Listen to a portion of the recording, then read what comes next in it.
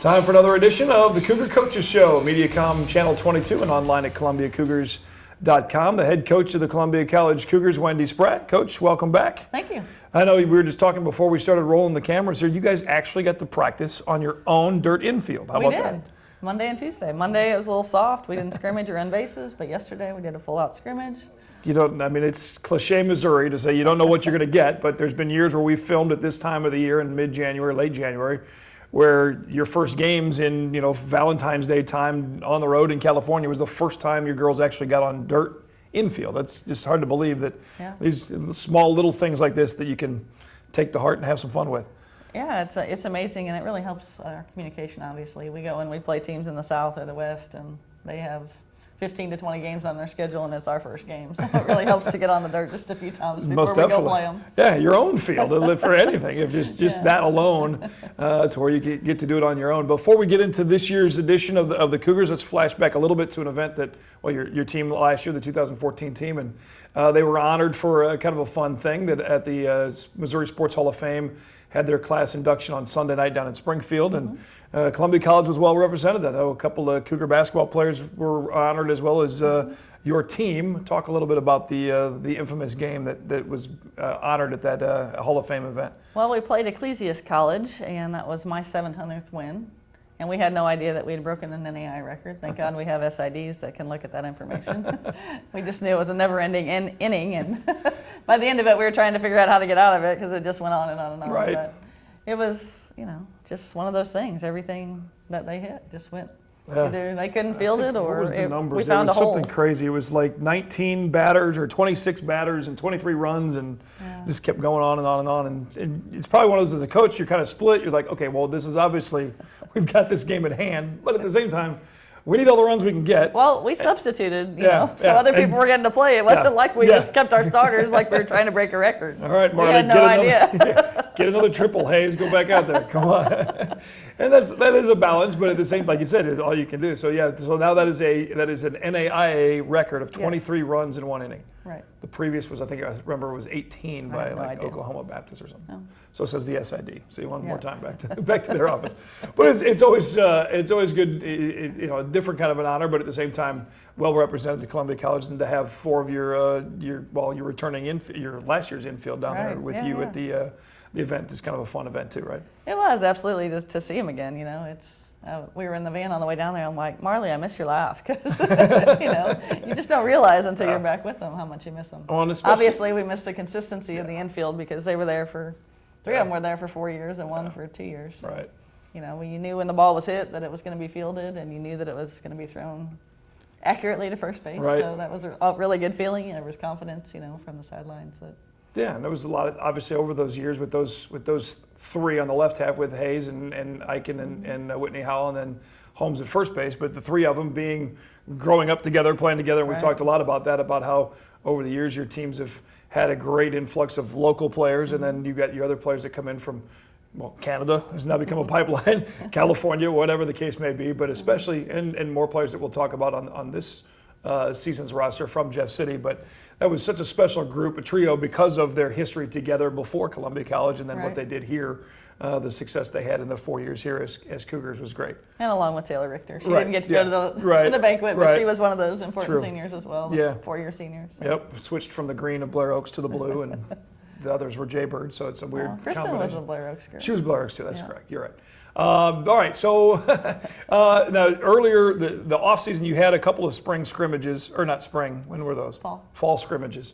Take us back a little bit on what you guys were able to get done with those. Well, we got to play a lot of people in a lot of different positions. I don't even remember our record. We were just trying to see what we had, and I thought after that we might have a good idea of who was going to play where, but it's 2 weeks out, and we still don't know who's going to play where. And maybe that's a good thing. We know Taylor Atwood's going to catch. Right.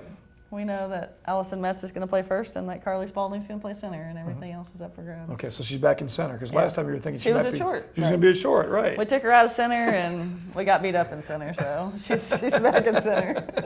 Okay, change my notes from the first. No, but and again, but that's the beauty of being able to have some of those kind of scrimmages at that point, and then obviously time for workouts, and then back at it. When does like the official open of practice other than those was that it for those fall scrimmages, or then you're back? Well, I guess that would have been before school was out, right? Or no, when was it? No, I'm lost. Fall, but now, so like official practice. Like when did that start back up for you? Right when classes started. Okay, gotcha. On the 12th. After the 12th, okay. January, yeah. Back after the holiday break. So, 4 seniors, I think 6 freshmen on this team. Yes.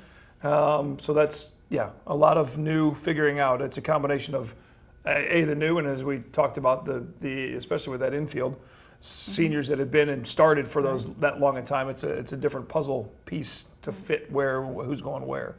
What are you looking for to figure out who goes where? Well, Brittany and Addie are captains. Addie, like we said, is going to catch. Brittany will either play right field or third base. We haven't figured that out yet. Got to have her bat in the lineup. She's a really strong stick for us. And then Jessica Hardy, she caught for us because we had injuries our freshman year, and then she's been kind of behind Addie. And then we had full infield that were seniors last year. So she's looking to get some time, probably at third. We'd like to have her stick back in the lineup. She hit over 400 her freshman year. And then Maria is kind of a relief pitcher, and she will see some time in the outfield as well.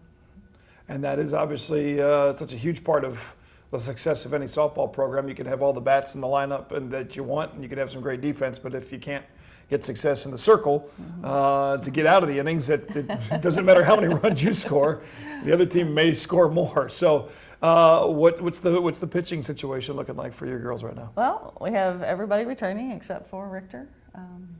I think last year Amber was hurt, so I never thought she got really into the flow of things. Really, she didn't get healed till the end of the year, but her practice was behind, so she's full strength, looking very strong right now.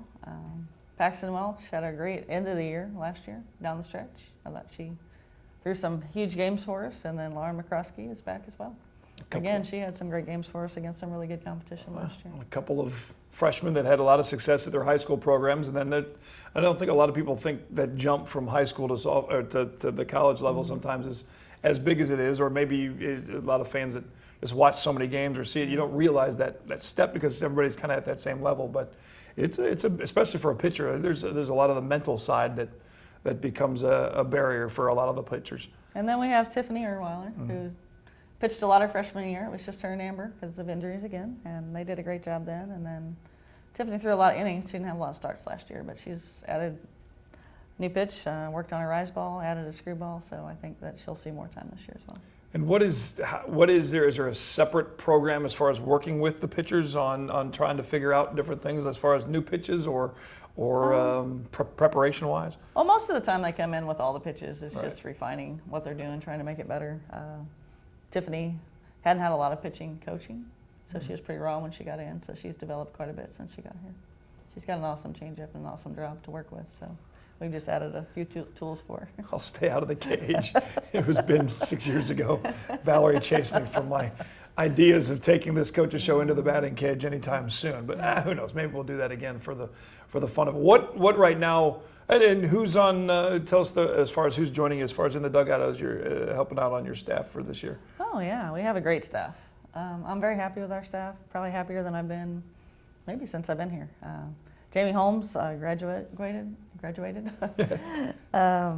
and she's going to be our GA this year. And she does an amazing job at everything. She's a great hitter. She was a pitcher in high school. We thought she might pitch here before she threw out her shoulder. She just knows all the details of the game, and she's a really good teacher. And she's worked a lot individually with our players, and I think you're going to see that.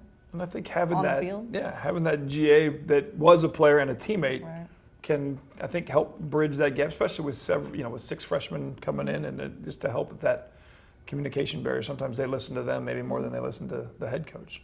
And then Debbie Jameson from the Rockers organization. She also is the director of Diamond Council. So she's my new assistant coach, and the 3 of us work very well together. We communicate well.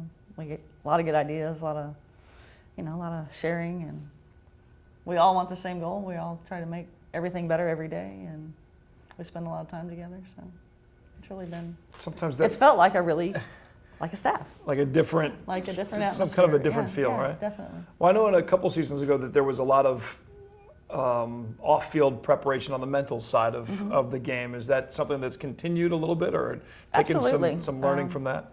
2 years ago, well, I guess it was last year. seemed like forever ago that we started the class. We did the mental toughness training. We did it again this fall. I thought for the returning players it was a really good refresher course, because anytime you learn something, you take a few pieces and then, maybe the next year you've learned those and you take another piece, and then it was a lot of new information for the 6 freshmen. But I really think it's beneficial to our team, and it's really, I think, helped us perform at a high level last year, and will help us again this year. I mean, it's part of the game that doesn't show up in a stat sheet. You don't see it on the highlight films or on the webcast or anything like that, but it's certainly an aspect that goes into really all phases of a player's development on the field and in the classroom too. Definitely. Because some of the same skills that they're going to learn to play third base are going to help maybe mentally wise prepare for a final exam that they were scared to death of, and maybe that way they ace it and make that next stop at third instead of short hopping it or whatever. But the mental side, obviously, you can take it both, like we said, in the classroom and onto the field. And I think that's something to continue, not just at the beginning of the season, but then kind of refreshers throughout the year.